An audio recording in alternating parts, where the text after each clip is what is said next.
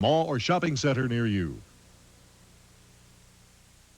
Maybe rest a little while, go back to gym, then we come home, do the homework, and then sleep. How long is your training in the evening? About 4 hours. So how many hours a week are you spending in gymnastics? About 35 to 40. It's a full-time job. Yeah. That is a tough load for a young lady that's only 14 years old. But it's also the secret to their success. On this event, Bella Caroli's gymnasts are characterized by their clean form and their consistent performances. They do well because they rarely miss. We just saw our first release, a Ginger, and here comes our second release, a reverse hect. Late in the routine, this is no easy task. Beautifully done. Now she's setting up for a dismount. Pirouette, right into a double tuck. Little hop on the landing.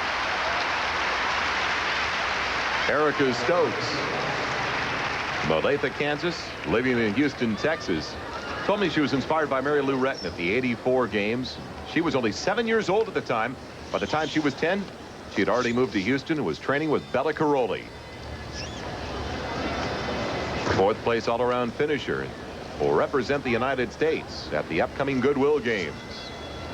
Moving over to the men's third rotation, and from the national championship team at the University of Nebraska on the still rings, Mark Warburton. Mark has a real inventive look on the rings. You'll see in the middle of his routine, he does a very unique combination. He shows us right there his first strength part, a nice L cross, and he'll kip and go right into a straddled flange right here. Now here's that unique piece of swing work. Watch this. It's a pike double whip it, followed immediately by another one right to the handstand.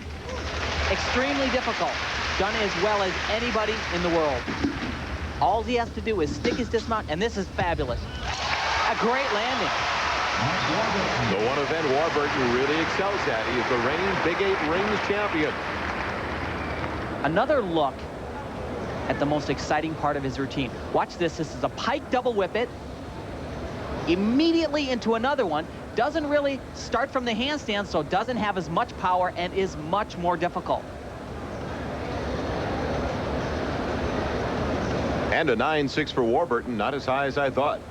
You know, my only criticism of him in this routine is that he really doesn't have the super strength that you need to bring the big score in a finals competition. We just saw Erica Stokes on the uneven bars, and she comes up with a solid 9.812. Another great score for Bella Caroli's gym.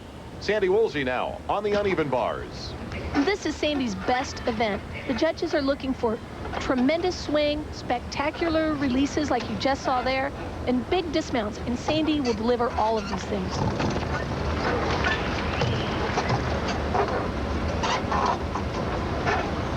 Here comes her dismount. It's the most difficult dismount being performed in the competition.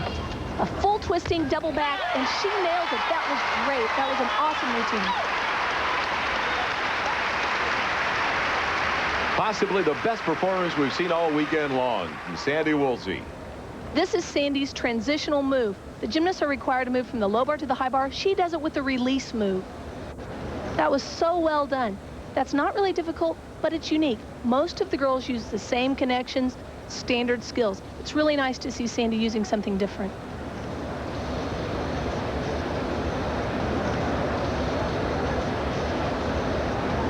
Sandy did a fantastic job on her dismount. She had the most difficult dismount performed in the competition. A full twisting double back. There's her full into the somersault and a back somersault out. Beautiful landing. A superb job by Sandy Woolsey. She needs to top a 9.812 to take the gold. And she's done it. A 9.9 for Sandy Woolsey on the uneven bars as she celebrates with her coach, Stormy Eaton of the Desert Devils. Sandy finished 5th in the all-around competition, a member of our U.S. national team, and she is taken first in the uneven bars with that 9.9. So the women have completed their second rotation with Sandy Woolsey coming out on top, and a three-way tie for second between Stokes, Henrich, and Zemeskel. The men have completed their third rotation now on the still rings, and Scott Keswick took the gold, followed by Cheney Humphrey and Mark Warburton. We'll be right back to Denver. Can we interest you in a better hand soap? Not me, I can cope. I don't need no lava soap, no. Ladies' hands don't get that dirty.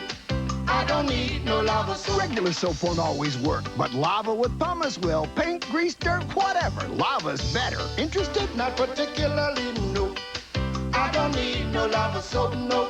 Children's hands don't get that dirty. No, no, no. Lava. But don't try to cope without it, soap. Phil and Laura Gordon, married, one child. Frosted Flakes, Dad? No, that's a kid's cereal, honey. Yeah. How about some all-brand? Publicly, they claim Kellogg's Frosted Flakes is just a kid's cereal, but these films tell a different story. Experts believe they loved those sweet, crunchy flakes as kids and just never got over them. I forgot my lunch. What's going on? Nothing. Here, we're fine. Really? It's okay. Oh, my gosh. It's okay. Why hide it? Frosted Flakes had the taste adults have grown to love. They're great!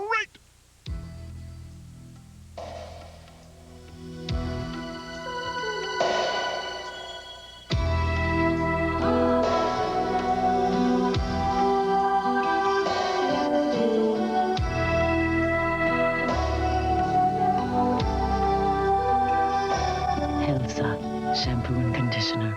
The word means health. The name means beautiful.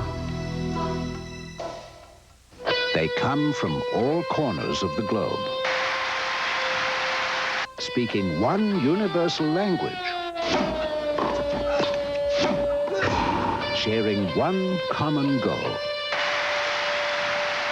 Wimbledon, the championships. Coverage begins next Sunday.